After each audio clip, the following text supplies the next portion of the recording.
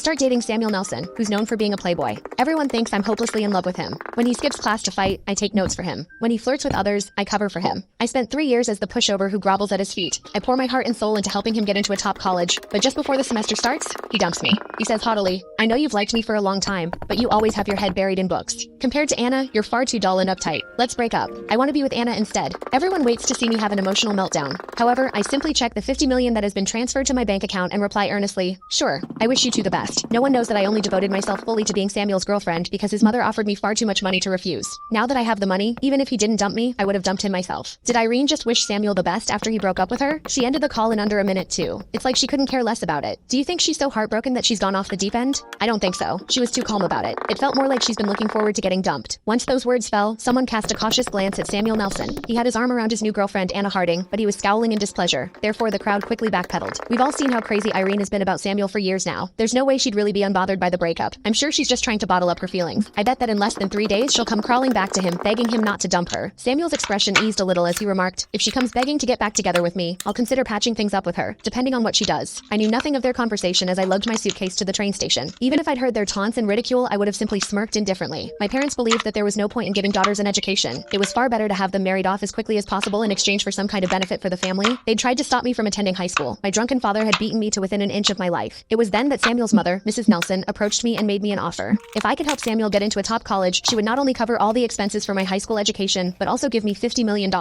Had it not been for that, I would never have latched myself onto Samuel, who was famous for being the hottest guy in school, but also the one who should never be crossed. I wouldn't have let myself be at his beck and call, like the most loyal pushover. For 3 whole years, I did everything I could to turn the arrogant and defiant slacker into a high-achieving student who managed to earn a spot at a top college. Now that my mission was complete, I could finally leave with the money. I was nothing if not thrilled. During the 3 months of summer vacation, I got my foreign language certification and achieved intermediate proficiency in the Farvian language. I was able to successfully enroll in a college abroad. As I was about to board my flight to Bari in the country of Farvia, I got a message from Samuel, who seemed to want to mend our relationship. "Why did you block me everywhere? It's been an entire summer, Irene. Haven't you thrown your tantrum long enough? Even though Anna and I have gotten together, you and I can still be friends. Stop kicking up a fuss and unblock me." Every word dripped with his usual haughtiness. He seemed certain that I'd do what I'd done the last 3 years, that regardless of the ways he would willfully trample on my feelings, I would still obediently return to his side. I took out my SIM card and deftly broke it in half before tossing it into the trash can at the airport. With it, I discarded my unbearable past, which had been filled with schemes and humiliation. The plane soared through the sky, leaving all of my past behind. I started a new life in Bari with the $50 million from Mrs. Nelson. I chose to study at the top design academy.